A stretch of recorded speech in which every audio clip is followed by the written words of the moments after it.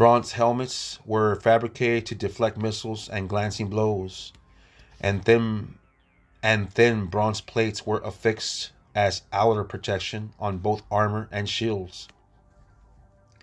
According to Warring States theory, weapons were usually of mixed type, providing the means for both aggressive and defensive action at close and long ranges. However, the sword evolved slowly, apparently from daggers or perhaps the dagger axe, and true swords did not become common until the middle of the Warring States period. The chariot functioned as the basic fighting unit during the late Shang, Western Chow, and spring and autumn. 722-481 BC.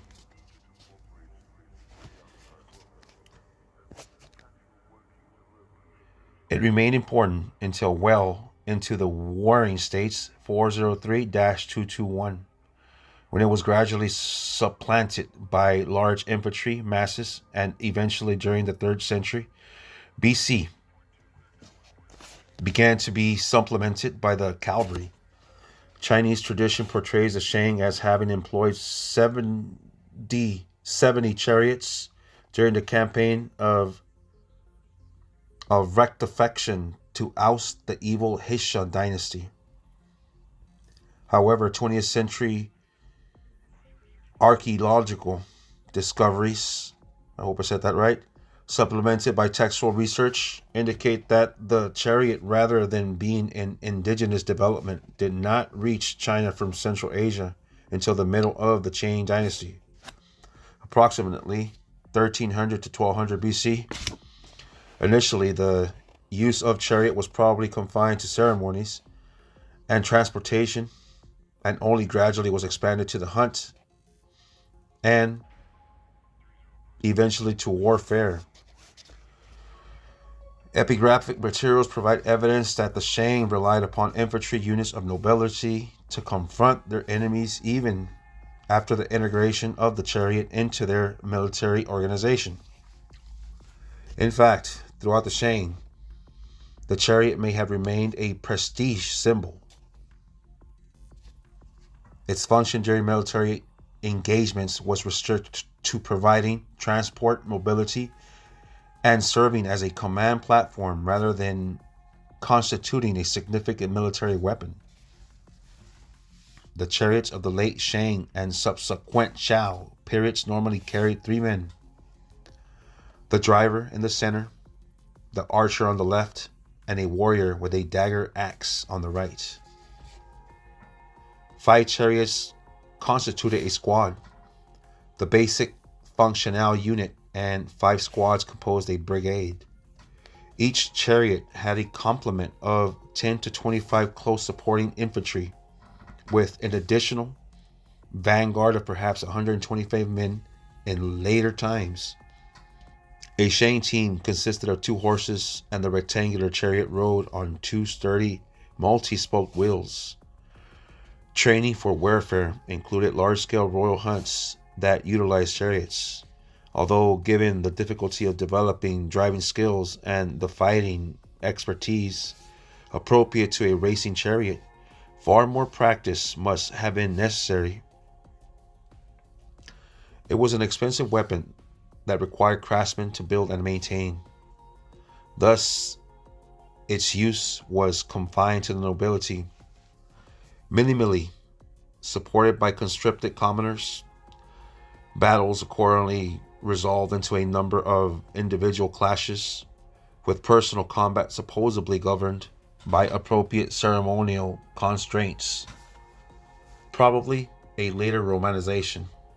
A few scholars have seen references to hunting on horseback in certain sentences, but these claims are generally discounted. The horse was employed only in conjunction with the chariot.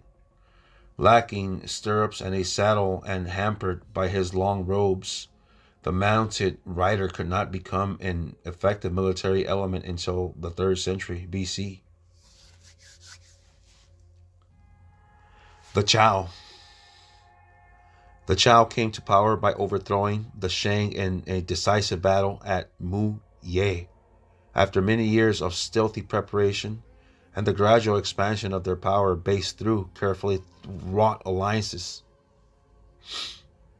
the submission of some smaller states, and the subjugation of other clans and peoples, possibly descendants of the Hisha. The Chao originally dwelled to the north but had been forced south into the Wei River Valley by more aggressive peoples.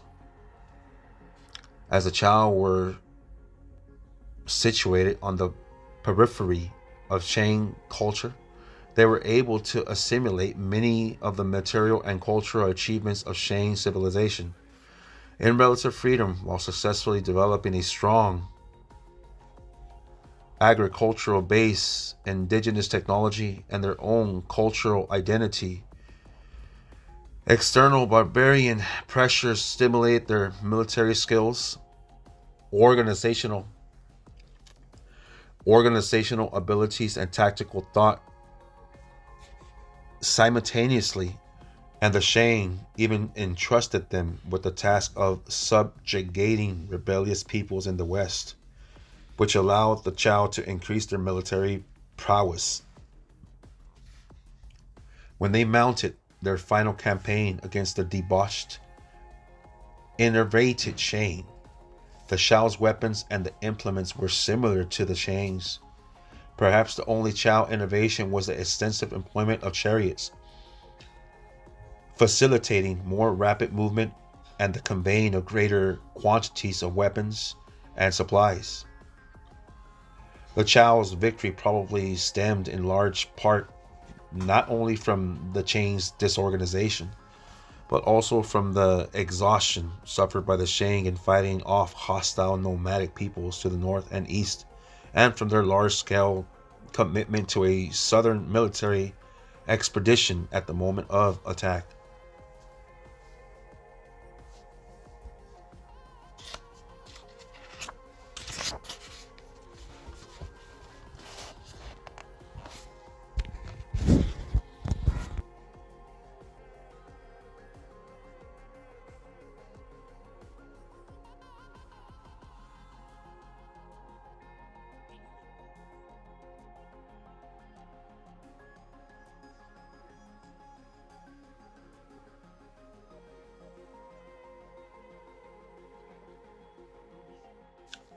The Chao's overall campaign and tactics, particularly if the Book of Documents and the Six Secret Teachings preserve any reliable material, approached the conflict from a new perspective, abandoning ritualistic, formal combat for effective revolutionary activity. Attaining the objective of dynastic revolution required perfecting themselves in the measures and technologies of the time and systematically developing policies, strategies, and even battlefield tactics not previously witnessed in Chinese history. The Chao kings were compelled to attack a vastly superior, well entrenched, for whose campaign armies alone probably outnumbered the entire Chao population. In short, they had to create a substantial power base and attract the allegiance of other peoples and states just to create the possibility of military confronting the Shang.